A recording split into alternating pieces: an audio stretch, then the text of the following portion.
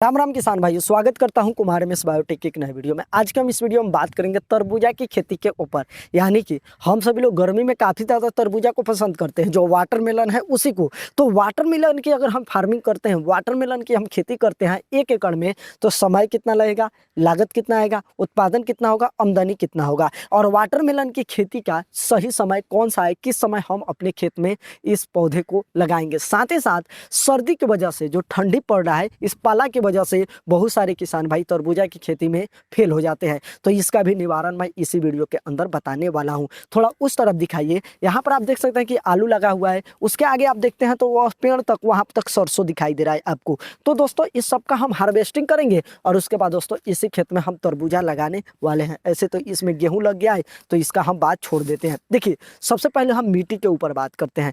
तो अगर आपका जमीन नदी के बगल में है, जैसे कि आप देख सकते हैं कि वहाँ पर पोइनी है, इस समय तो पानी नहीं है, लेकिन पोइनी के बगल में, नदी के बगल में, तालाब के बगल में है, आपका जो मिट्टी है बलुई मिट्टी है, काली दोमट मिट्टी है, तो उसके लिए सबसे बेस्ट तरबूजा की खेती रहता है। और ऐसे तरबूजा एक ऐसा फसल है जो किसी भी मिट्टी में हो जाता है, इसका कोई भी ज़्यादा तामझाम नहीं है, सारे मिट्टी में यह हो जाता है और अच्छा उत्पादन आपको देकर जाता है। अब सबसे पहले हम समय के ऊपर बात करते हैं। देखिए, हमारे यहाँ जो तरबूजा लगाई जाती है ना, वो फरवरी महीने में लगाते हैं लोग। फरवरी के जो कि शुरुआती सप्ताह से लोग लगाने लगते हैं, और मार्च में लगाते हैं जो लोग, वो कहते हैं कि हमारा पछैती में चला गया है। देखिए, तरबूजा की खेती की अगर समय की बात करें तो हमारे इंडिया में कुछ ऐसा क्षेत्र है, जैसे कि महाराष्ट्र का क्षेत्र है, वहाँ पर लोग नवंबर दिसंबर में लगा लेते हैं, और हमारे यहाँ फरवरी मार्च में लगता है। तो एक तरीके से हम मान सकते हैं नवंबर से लेके मार्च के आखिरी सप्ताह तक तरबूजा की खेती की जाती है। हमारे यहाँ फरवरी में लगाया जाता है, जो कि हम आपको बता दिया। और सबसे बेस्ट इसका टाइम यही होता है फरवरी,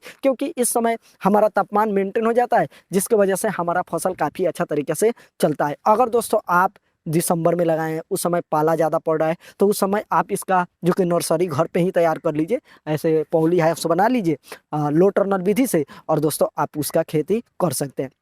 तो दोस्तों यह समय आपको पता चल गया। अब दोस्तों कुछ लोग क्या करते हैं कि नवंबर में लगा देते हैं, दिसंबर में लगा देते हैं। जैसे कि हमारे यहाँ कुछ किसान भाई लोग जनवरी में लगाते हैं, तो वो क्या करते हैं कि जैसे कि पौधा लगा दिए, उसके बाद वो क्या करेंगे कि पॉली से, लो टर्नल विधि से वह यहाँ पर लगा देंगे। लो टर्नल विधि से, यानी कि पाला उस पर न पड़े। लो टर्नल विधि क्या होता है आपको स्क्रीन पर दिखाई दे रहा है। तो इस तरीके से वो लोग प्लास्टिक से, जो कि उसके लिए एक घर तैयार कर देते हैं। अब क्या होता है कि जैसे कि किसी दिन धूप निकल गया, जैसे कि आज धूप निकला हुआ है, तो अब क्या करेंगे कि दोपहर में जैसे कि धूप निकल जाएगा, तो इस प्लास्टिक को हटा देंगे और उस पौधा को प्रॉपर धूप लगने देंगे, जिससे कि उसका विकास हो सके। अब दोस्तों शाम में क्या होगा कि यहाँ पर दोस्तों ठंडी फिर से पड़ने वाला है, तो दोस्तों पॉली से उसे फिर से ढक देंगे। तो इसमें थोड़ा मेहनत वाला काम हो जाता है, इसीलिए हमारे यहाँ लोग फरवरी में लगाते हैं। अगर आप दिसंबर में कर रहे हैं, नवंबर में कर रहे हैं, तो इस समय आपको जो कि पॉली हाउस का इस्तेमाल करना पड़ेगा, लो टर्नल विधि का इस्तेमाल करना पड़ेगा, तभी आप अपने तरबूजा को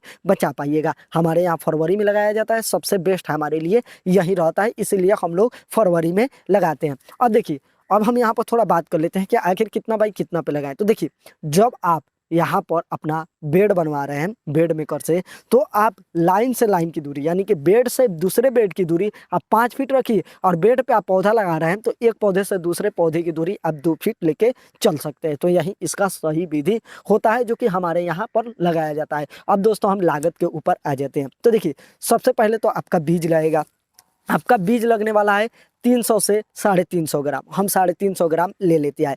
देखिए, सागर कंपनी का सागर सीड्स किंग आता है, जो कि इसका तरबूजा का एक बहुत ही बेहतर वैरायटी है, जो कि हमारे यहाँ किसान भाई लगाते हैं। तो इसके 50 ग्राम पॉकेट का दाम 1290 रुपया अभी दिखा रहा था, हम चेक किए थे। तो दोस्तों हम 1300 मान के चलते हैं। हमारा यहाँ पर 350 ग्राम लगेगा, तो 7 पचे 35, 7 पैकेट लगेगा। तो 7 में अगर हम 1300 से गिना करते हैं, तो 13 सत्ते 91, 9100 रुपया हमारा बीज का लगने वाला है। तो बीज का कीमत 9100। उसके बाद खेत की तैयारी 4000 रुपया लगेगा भैया, क्योंकि हम 1 एकड़ तैयार करा रहे हैं। उसके बाद मेड़ मेकर से हम अपना बेड तैयार कराएंगे, मेड़ बनवाएंगे, तो दोस्तों उसका हमारा 1000 रुपया लगने वाला है। ट्रैक्टर के माध्यम से हम बनवाएंगे। तो ऐसे अगर हमारे यहाँ उसका सुविधा नहीं है, तो हम हाथ से भी बनवाएंगे लेबर के जरिए, तो वहाँ पर आपका कीमत लगने वाला है। उसके बाद रासायनिक खाद लगेगा, तो रासायनिक खाद का आपका 2500 रुपये आने वाला है। उसके बाद कीटनाशक स्प्रे आपको करना पड़ता है, क्योंकि जब आपका यहाँ पर पौधा चल देता है ना, जब आपका पौधा जो कि फल देने लगता है तो उस समय काफ़ी ज़्यादा यहाँ पर कीटों का अटैक होता है, तो उससे बचाने के लिए हम सभी लोग स्प्रे करते हैं। और दोस्तों साथ ही साथ फंगिसाइड का भी हम लोग स्प्रे करते हैं। तो दोस्तों इसका हमारा 3000 रुपये आने वाला है।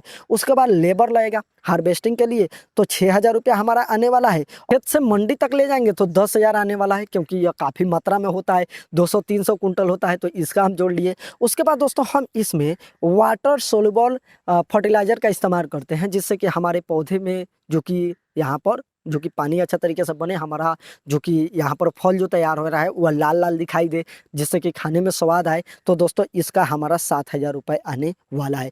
कुल लागत हमारा 33,600 रुपये आएगा। और दोस्तों अगर हम मल्चिंग पेपर का इस्तेमाल करते हैं 20 माइक्रोन वाला, तो दोस्तों उसका भी हमारा 12,000 रुपये आने वाला है। तो दोस्तों कुल लागत की बात करें तो 45,600 हमारा यहाँ पर लागत आने वाला है। उसके बाद दोस्तों अब उत्पादन के ऊपर बात कर लेते हैं। देखिए हमारे यहाँ किसान भाइयों का, किन्हीं किसान भाई का 150 कुंटल होता है, जो कि पौधे का देखरेख ज़्यादा अच्छा तरीका से नहीं करते हैं, उस पर ज़्यादा ध्यान नहीं देते हैं। तब किसी किसान भाई का 180 कुंटल होता है, किसी किसान भाई का 200 कुंटल होता है, किसी किसान भाई का 300 कुंटल तक हो जाता है, जो कि यहाँ पर मल्चिंग पेपर लगा के वो यहाँ पर अपना जो कि तरबूजा तैयार कर रहे हैं इस समय। तो 300 कुंटल होता है, तो हम यहाँ पर इतना बात नहीं करेंगे, 150 कुंटल से लेकर 300 कुंटल होता है, हम एवरेज मान लेते हैं, चलिए 220 कुंटल मान लेते हैं। तो देखिए दोस्तों हमारे यहाँ जो होता है ना अभी तरबूजा, इसका रेट चलता है मंडी में, हमारे पूरे इंडिया की बात करूँ तो मंडी में इसका मार्च अप्रैल में जो रेट होता है वो 10 से 12 रुपये तक जाता है। उसके बाद दोस्तों मई में 6-7 रुपये केजी यह जाता है, चलिए 5 रुपये से लेके 15 रुपये जाता है, तो हम यहाँ पर एवरेज 6 रुपये केजी मान लेते हैं। हमारा उत्पादन हुआ था 220 कुंटल, एक कुंटल में 100 केजी होता है, तो यहाँ पर दोस्तों हमारा 6 रुपये जा रहा है, तो 600 का कुंटल जा रहा है। तो 600 में 220 कुंटल हमारा हुआ है, तो 220 से हम गुना कर देते हैं, तो हमारे निकल के आ जाता है 1,32,000 रुपये 1 एकड़ से हमारा कमाई होगा। अब यहाँ पर लागत लगा हुआ है, तो 1,32,000 में हम 33,600 घटा देते हैं, तो 98,400 रुपये हमारा आ जाता है।